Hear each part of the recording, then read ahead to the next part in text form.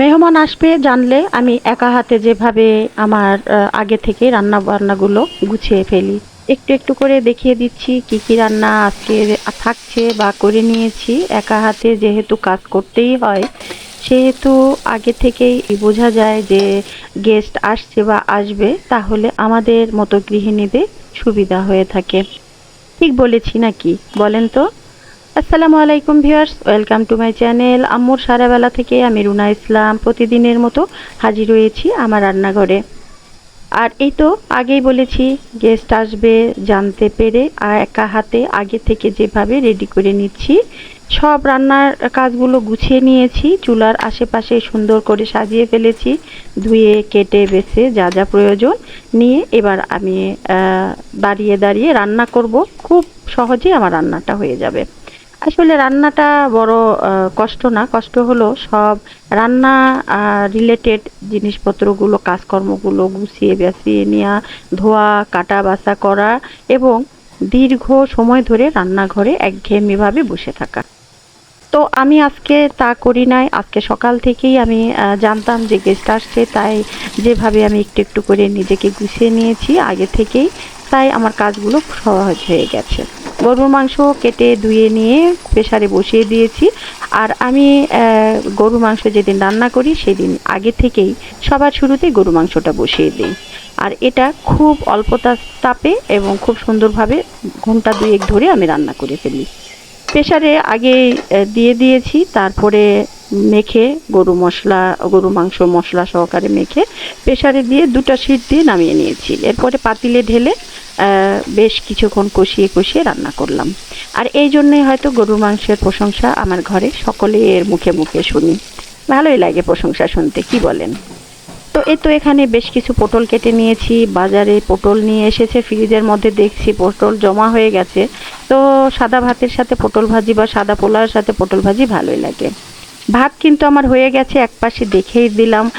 একটু চালা দিয়ে ভালো করে ঢাকা দিয়ে 2-1 মিনিট রেখে দিব।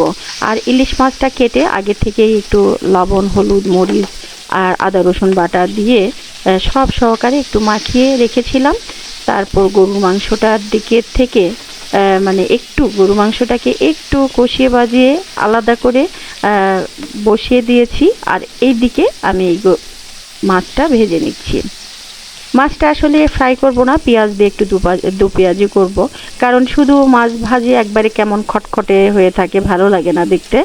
আর যেহেতু গেস্ট একজন থাকবেই, তার সামনে একটু মানে ভালোও লাগবে, পেঁয়াজ দিয়ে একটু মাখা মাখা করে দু পেঁয়াজি করে দিব।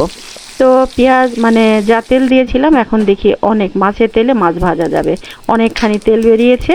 তো ওই তেলটার মধ্যেই আমি পেঁয়াজটা ভেজে নিব। আর ইলিশ মাছের কিন্তু এই একটা সুবিধা, মাছের তেল থেকে দিয়ে একটা রান্না করে ফেলা যায়। তো পেঁয়াজ দিয়ে দিলাম বেশ খানিকটা, কয়েকটা কাঁচামরিচও দিয়ে দিলাম, দিয়ে সব সহকারে একটু হালকা ভেজে নিব।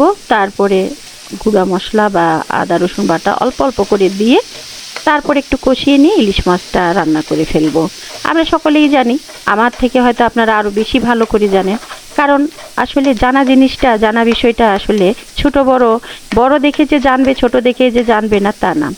কালকে যে শিশুটা হয়েছে তার কাছ থেকেও হয়তো আমাদের কিছু শেখার আছে, আমি এটাই মনে করি।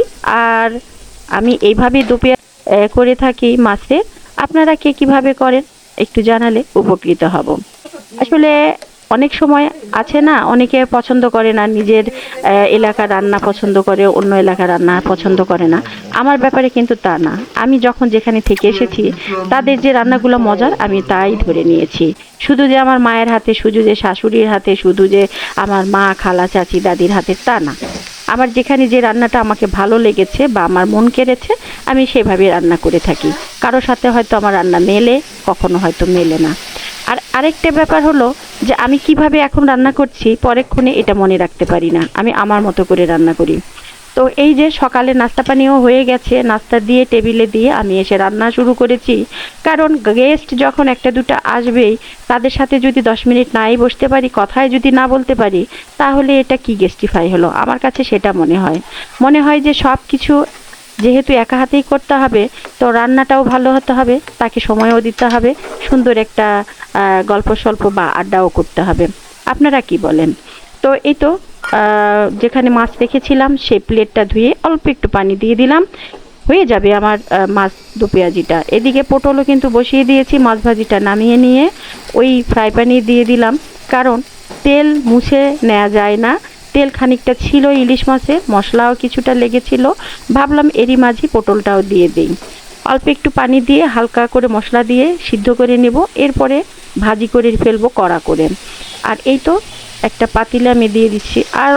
আরেকটা কথা বলি, আজকে যে রান্নাগুলো করছি সব কিছুই সরিষার তেল দিয়ে। এর কারণে পেঁয়াজটা ভাজলেও দেখা যাচ্ছে যে হলদেটে লাগছে, এই যে দেখছেন। তো পাতিলে 1 কাপ পেঁয়াজ দিয়ে আর পরিমাণ মতো সরিষার তেল দিয়ে একটু ভেজে নিব, এরপরে গরু মাংসটা আমি ঢেলে দিব।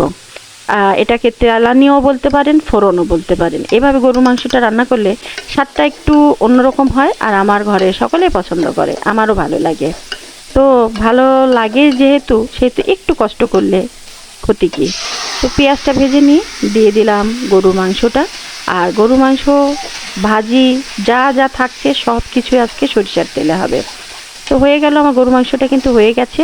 এখন আমি ধিমে তালে কিছুক্ষণ রেখে দিব চুলার উপরে, তারপরে ভাজা জিরার গুঁড়া দিয়ে নেমে নিব। আর এই তো পটলটাও কিন্তু আমার ভাজা হয়ে গেছে। এর থেকে কিন্তু আর বেশি ভাজবো না, তাহলে দেখা যাবে পোড়া পোড়া একটা কালো ভাব চলে আসবে। হয়ে গেল শর্টকাট ফুটফাট রান্না। স্মার্ট গৃহিণীরা এইভাবেই স্মার্টলি কাজ করে বলেন। তো পটল ভাজি হয়ে গেছে, ইলিশ মাছের দো ভাজি হয়ে গেছে, এই তো গরুর মাংসও হয়ে গেল। রান্না প্রায় কমপ্লিট, কারণ আজকে আমার এই শর্টকাটই রান্না থাকছে। আর কয়েকটা কাবাব ভেজে নিয়েছি। সাদা ভাতের সাথে এই সব আয়োজন। সকলে ভালো থাকবেন, সুস্থ থাকবেন, আমাদের জন্য দোয়া রাখবেন। আল্লাহ হাফেজ, শুভ দুপুর।